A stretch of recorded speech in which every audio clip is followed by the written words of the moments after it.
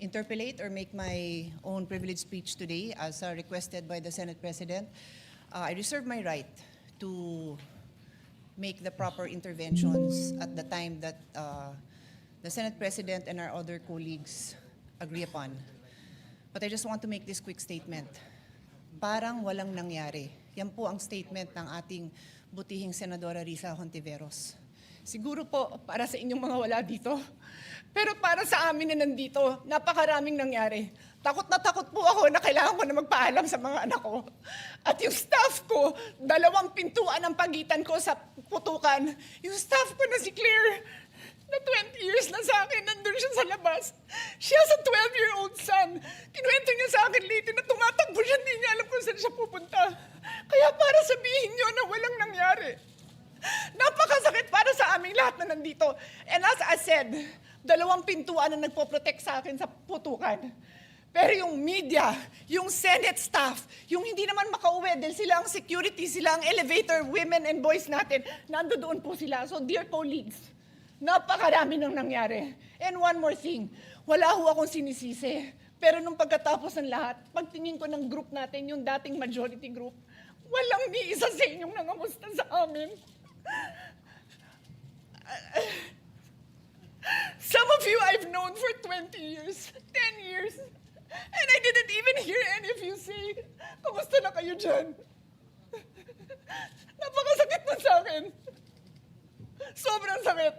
So yun lang ang masasabi ko. Yes, I am very ready to share my story, to ask questions.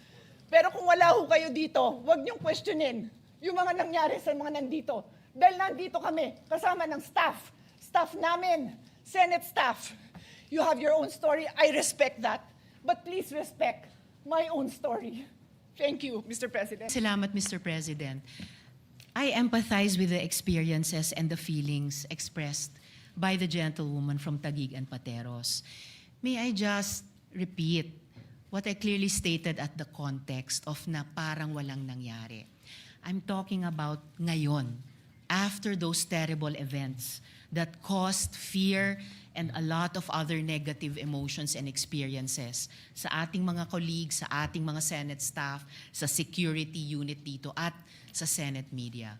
Yun po yung punto ko. And it is akin to one of the points raised by Senator Erwin earlier, before my privileged speech. But let me assure you that's not the Mr. case. President. In fact, I have to deal with the security of the Senate every day. I'm just not telling you everything that we have to deal with now to make sure that there's no bombs in the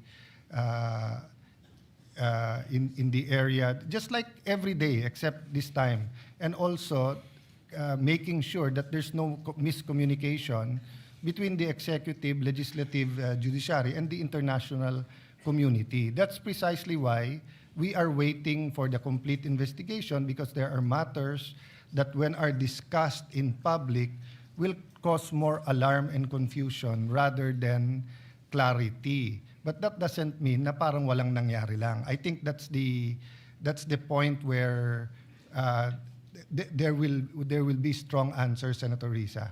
But of course, you have your point of view, and we respect that. Thank you, Mr. President. And lastly, just for the record, as I said earlier, I deeply respect the emotions of our distinguished colleague. It's evident that the violence that breached our halls has profoundly affected all of us. And I don't doubt, Mr. President, the leadership's personal distress over what transpired. However, when I stated that it feels now as though walang nangyari, I was not speaking about our personal feelings.